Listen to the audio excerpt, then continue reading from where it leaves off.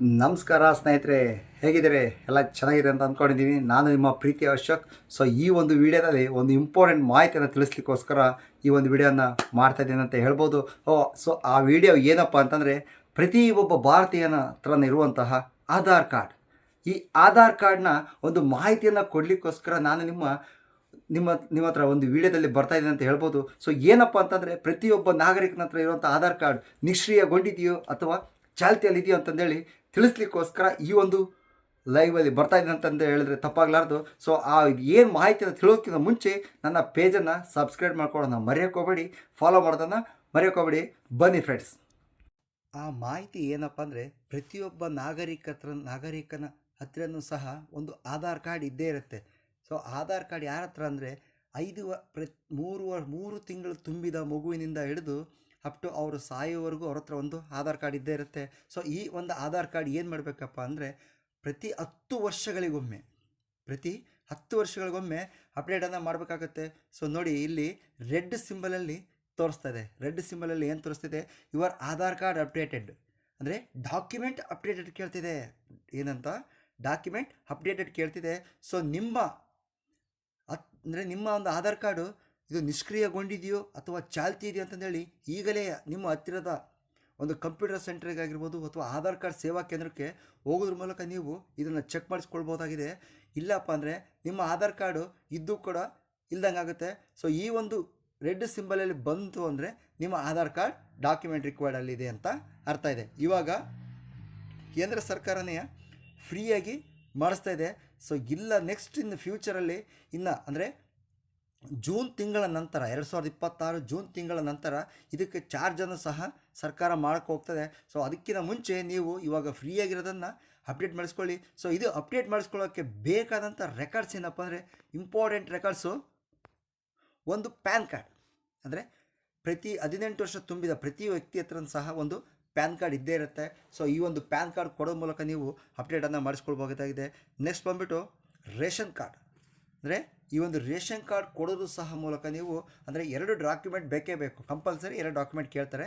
So ಇವೆರಡೂ ration card ಅಂದರೆ ration card APL BPL Antyodaya, ಈ 3 ರೇಷನ್ ಕಾರ್ಡಲ್ಲಿ ಯಾವ್ದು ಕೊಟ್ಟರು ಓಕೆನೇ.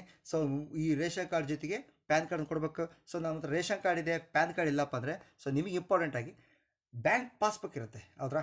ನಿಮ್ಮ ಫೋಟೋ ಇರುವಂಥ ಒಂದು ಬ್ಯಾಂಕ್ ಪಾಸ್ಬುಕ್ ಇರುತ್ತೆ.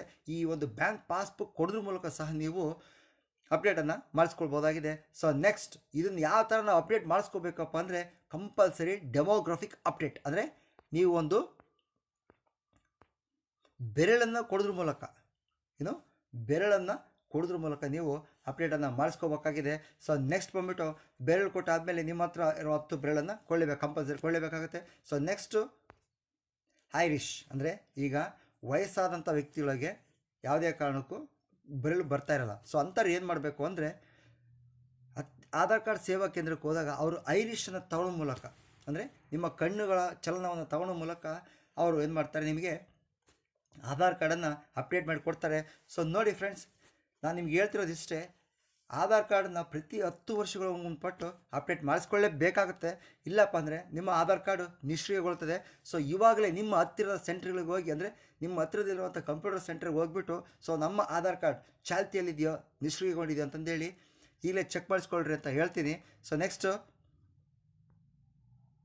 ನೆಕ್ಸ್ಟ್ ನಾನು ನಿಮಗೆ ತಿಳಿಸ್ಲಿಕ್ಕೆ ಕೊಟ್ಟಿರೋ ವಿಚಾರ ಏನಪ್ಪ ಅಂದರೆ, ಪ್ರತಿಯೊಬ್ಬ ನಾಗರಿಕನು ಸಹ ಇದನ್ನು ಕಂಪಲ್ಸರಿ ಮಾಡಲೇಬೇಕಾಗುತ್ತೆ. ಯಾಕಂದರೆ ಇಂದಿನ ದಿನದಲ್ಲಿ ಆಧಾರ್ ಕಾರ್ಡ್ ತುಂಬಾ ಪ್ರಾಮುಖ್ಯತೆಯನ್ನು ಪಡ್ಕೊಂಡಿದೆ ಅಂತಂದು ಹೇಳಿದರೆ ತಪ್ಪಾಗಲಾರ್ದು.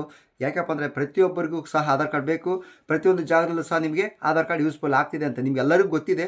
ಸೊ ಅದಕ್ಕಿಂತ ಮುಂಚೆ ನೀವು ನನ್ನ ಆಧಾರ್ ಕಾರ್ಡ್ ಚಾಲ್ತಿಯಲ್ಲಿದೆಯೋ ಅಥವಾ ನಿಷ್ಕ್ರಿಯಗೊಂಡಿದೆಯೋ ಅಂತಂದೇಳಿ ಆಧಾರ್ ಕಾರ್ಡ್ ಸೇವಾ ಕೇಂದ್ರಕ್ಕೆ ಹೋಗ್ಬೋದು, ಅಥವಾ ನಿಮ್ಮ ಹತ್ತಿರದ ಕಂಪ್ಯೂಟರ್ ಸೆಂಟರ್ಗಳಿಗಾರ ಹೋಗಿ ನೀವು ಚೆಕ್ಕನ್ನು ಮಾಡಿಸ್ಕೊಳ್ಬೋದು. ಸೊ ಅಲ್ಲಿ ರೆಡ್ ಸಿಂಬಲ್ ನಾನು ಮಾರ್ಕಾಗಿ ತೋರಿಸಿದಾಗ ರೆಡ್ ಸಿಂಬಲ್ ಬಂದಿತ್ತಂದರೆ ನಿಮ್ಮ ಆಧಾರ್ ಕಾರ್ಡ್ ಡಾಕ್ಯುಮೆಂಟ್ ರಿಕ್ವೈರ್ಡ್ ಅಂತ ಕೇಳ್ತಿದೆ. ಸೊ ಆವಾಗ ನೀವು 2 ರೆಕಾರ್ಡ್ಸನ್ನು ತೆಗೆದುಕೊಂಡು, ಒಂದು ಪ್ಯಾನ್ ಕಾರ್ಡ್, ಒಂದು ಬ್ಯಾಂಕ್ ಪಾಸ್ಬುಕ್, ಅಥವಾ ಅವೆರಡೂ ಇಲ್ಲ ಅಂತಂದರೆ ರೇಷನ್ ಕಾರ್ಡ್ ಸೊ ಇದ್ದೇ ಇರ್ತದೆ. ಅದು ಇಲ್ಲ ಅಂದರೆ ನಿಮ್ಮ ಗ್ರಾಮ ಪಂಚಾಯಿತಿ ಅಥವಾ ವಾರ್ಡ್ನ ಮೆಂಬರ್ ಯಾರಿರ್ತಾರೋ ಅವ್ರ ಹತ್ರ ಹೋಗ್ಬಿಟ್ಟು ಒಂದು ಆಧಾರ್ ಫಾರ್ಮನ್ನು ಅಪ್ಡೇಟ್ ಫಾರ್ಮನ್ನು ತೆಗೆದುಕೊಂಡು ಬಂದುಬಿಟ್ಟು ಫಿಲಪ್ ಮಾಡಿಸ್ಕೊಂಡು ಅವರು ಸೀಲಸನ್ನು ಹಾಕ್ಸ್ಕೊಂಡು ಹೋಗ್ರ ಮೂಲಕ ಸಹ ನೀವು ಮಾಡಿಸ್ಕೋಬಹುದಾಗುತ್ತದೆ. ಇಲ್ಲಪ್ಪ ಅಂದರೆ ನಿಮ್ಮ ಹತ್ರ ಇರುವಂಥ LPG cylinders L P G cylinders ಏನು ಇರುತ್ತಲ್ಲ ಅದಕ್ಕೆ ನೀವು ತಗೊಳ್ಳುವಾಗ ಒಂದು ರೆಕಾರ್ಡ್ಸ್ನ ಕೊಟ್ಟಿರ್ತಾರೆ, ಅದನ್ನು ಕೂಡ ನೀವು ಕೊಡ್ಬೋದು. ಅದು ಇಲ್ಲಪ್ಪ ಅಂತಂದರೆ ನಿಮ್ಮ ಕರೆಂಟ್ ಬಿಲ್ಲನ್ನು ಸಹ ಇಲ್ಲಿ ಕೊಟ್ಟು ನೀವು ಅಪ್ಡೇಟನ್ನು ಮಾಡಿಸ್ಕೋಬೋದಾಗುತ್ತೆ ಫ್ರೆಂಡ್ಸ್. ಸೊ ನಾನು ನಿಮ್ಗೆ ಹೇಳಕೊಂಡಿರೋದಿಷ್ಟೇ. ಸೊ ಯಾರೂ ಸಹ ಆಧಾರ್ ಕಾರ್ಡನ್ನು ನಿಷ್ಕ್ರಿಯಗೊಳಿಸ್ಕೋಬೇಡಿ, ಚಾಲ್ತಿಯಲ್ಲಿ ಇಟ್ಕೊಳ್ಳಿ. ಅದರ ತುಂಬ ಬೆನಿಫಿಟ್ಗಳು ಮುಂದೆ ಬರ್ತಾ ಹೋಗ್ತಾ ಅಂತ ಹೇಳ್ತಾ, ಸೊ ನಾನು ಇಲ್ಲಿಗೆ ಈ ಒಂದು ಸೆಷನ್ ನಾನು ಕ್ಲೋಸ್ ಮಾಡ್ತೀನಿ. Bye friends.